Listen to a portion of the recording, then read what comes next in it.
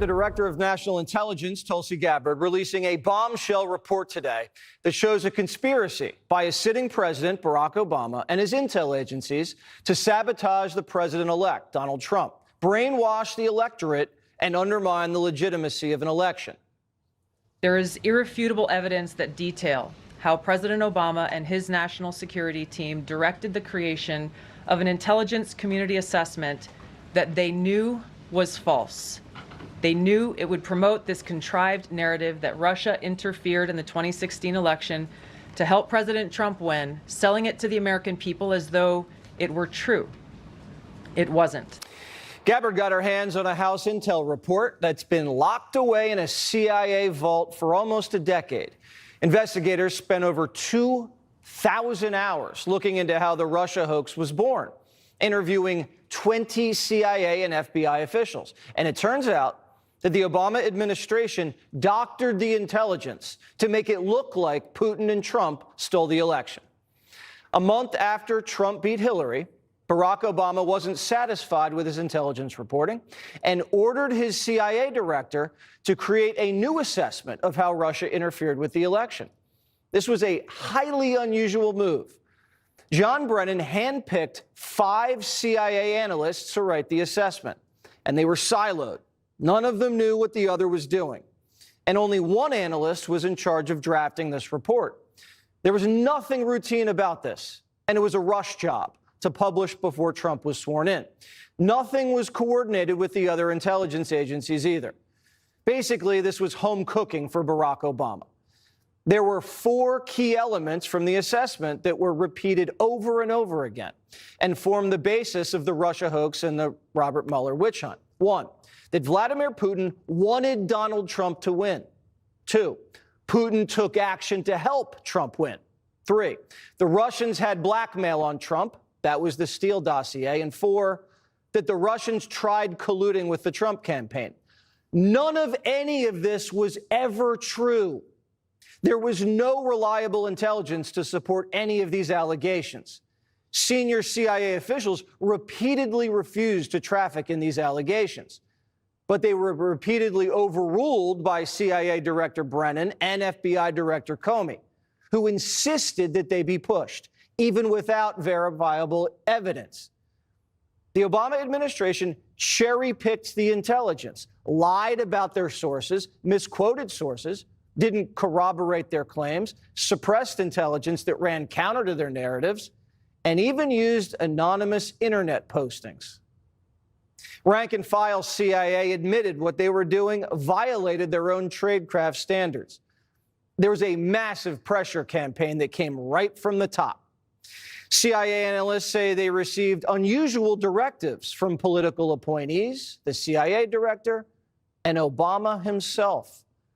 This is how the Russia hoax was born. Donald Trump knows that the Russians helped him win in 2016. Putin hated Secretary Clinton so much that the flip side of that coin was he had a clear preference for the person running against the person he hated so much. It was Russia, in a very systematic way, tried to interfere in the election and to try to advance the prospects of Donald Trump being elected.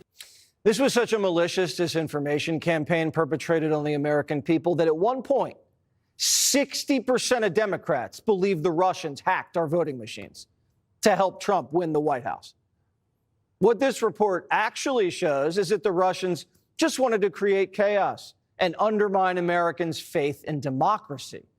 Solid intelligence suggested that Vladimir Putin didn't care who won. He had no preference. But like most people, expected Hillary to win and had a little docket of compromising dirt on her, dirt that he never released. Now, if Putin wanted Trump to win, why didn't Putin drop the dirt? There were high-level DNC emails that detailed evidence of Hillary's, quote, psycho-emotional problems, uncontrolled fits of anger, aggression, and cheerfulness, and that then Secretary Clinton was allegedly on a daily regimen of heavy tranquilizers.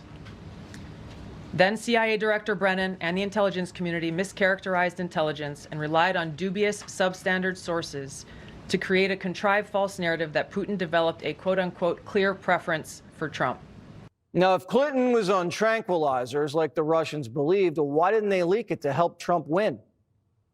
How credible was the information about Hillary Clinton's power? All I have seen is what the Intelligence Committee have reported through their investigation. I think the underlying point there is that we understand from intelligence what Russia said that they had.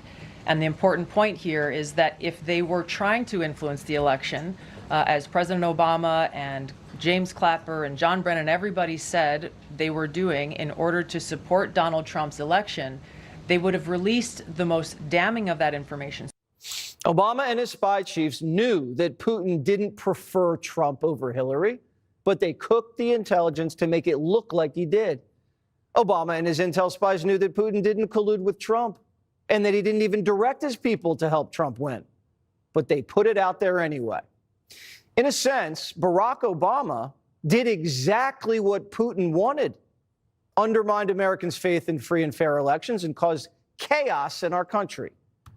Barack Obama, the CIA, and the FBI were the ones doing what our enemy wanted. Do you believe that any of this new information implicates former President Obama in criminal behavior? We have referred and will continue to refer all of these documents to the Department of Justice and the FBI to investigate the criminal implications of this. For even former President Obama? Correct. The evidence that we have found and that we have released directly point to President Obama leading the manufacturing of this intelligence assessment. There are multiple pieces of evidence and intelligence that confirm that fact. Even 2 years later, after the election, Barack Obama was still pushing a hoax he knew wasn't true. And he knew it wasn't true because he helped manufacture it. They're undermining our alliances, cozying up to Russia. What happened to the Republican Party? They're cozying up to the former head of the KGB. Actively blocking legislation that would defend our elections from Russian attack. What happened? Now, I don't know if it's possible to indict a former president for actions he took while in office. I'm not a lawyer, proudly. But Brennan, Comey, and others may have severe liability. Trey Gowdy says we know for a fact that Brennan committed perjury when he lied to Congress. Director Brennan, do you know who commissioned the Steele dossier? I don't. Do you know if the Bureau ever relied on the Steele dossier as part of any court filings, applications? I have no awareness. Did the CIA rely on it? No. Why not? Because we didn't. It wasn't part of the corpus of intelligence information that we had. It was not in any way used as a basis for the intelligence community assessment that was done. It was not. Well, that's a lie. Whatever happens to these guys is not revenge. It's accountability. And it's time for people to pay the price. Director of National Intelligence, Tulsi Gabbard, joins me now. All right, Director, tell me the story about how you found this evidence. Well, as you know, Jesse, the integrity of our democratic republic, of our elections, is of paramount importance to the American people. Knowing what had occurred previously, the things, this Russia hoax thing that was called a conspiracy, I wanted to get to the bottom of the truth of what actually happened here. This was obviously important to President Trump, but again, is an issue of importance to every single American in this country and the future of our country as a republic. So shortly after coming into this position as Director of National Intelligence, I formed a special team to investigate this issue. I got to tell you, it wasn't easy. There were a lot of deep state obstacles that exist still within the intelligence community. But ultimately, we had a whistleblower who came forward that brought some critical pieces to this story. And we were able to discover these documents and find these documents that really pointed to President Obama directing his national security leaders in James Clapper and John Brennan to manufacture this January 2017 intelligence community assessment. The investigation that I led at DNI that we released last week, Friday, provided a lot of those foundational building blocks and proof for what we know happened. The report that we released today, the House Intelligence Committee Oversight Majority Staff report that investigated that January 2017 assessment that President Obama had manufactured with fake intelligence in order to achieve, knowingly using false intelligence in order to get to the conclusion that he wanted to promote to the American people that Putin had acted in favor of President Trump winning that election in 2016. The report we released today, line by line, goes through it, dissecting and debunking the knowing falsehoods and lies that were included in that assessment with the specific intent to undermine the legitimacy of President Trump, to subvert the will of the American people who had just voted to elect Donald Trump in 2016, and to, in essence, launch this years-long coup against President Trump that lasted throughout the 4 years of his administration back in 2016. You mentioned, Director, that there's, I guess, deep state actors who are still trying to prevent the truth from coming out. What do you mean by that? There are still people, won't surprise you, within the intelligence community who don't want this information to see the light of day. Some of them may be implicated in the crafting of it. Others are concerned about people being embarrassed. Others are concerned about accountability and what else we will discover as we continue down this path towards the truth and bring about accountability for the American people. That's really what this is all about, and why it does such a disservice. I was standing there in the White House press briefing room and hearing some of these crazy questions being asked by members of the media who are trying to distract and deflect away from the historic expose that we have brought forward that once again puts into question the American people's ability to trust the integrity of our democratic republic.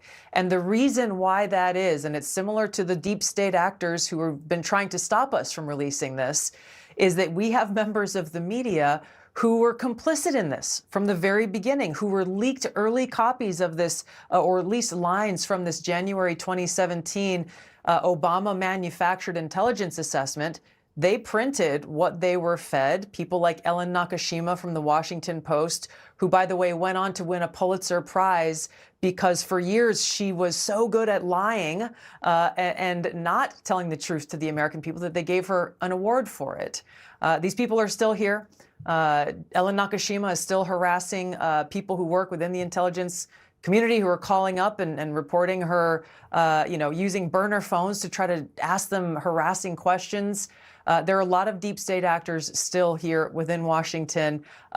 President Trump wants us to find the truth. I want to find the truth. The American people deserve the truth, and they deserve accountability, which is why I'm really glad to see that Attorney General Pam Bondi and the Department of Justice announced the creation of a strike force team today, specifically to get after all the intelligence and evidence that we have gathered. We have more coming, and to determine the path forward to bring about that accountability. We look forward to hearing from you and from the strike force, because this is information everybody deserves to know. Director, thank you so much. We really appreciate it. Thank you, Jesse.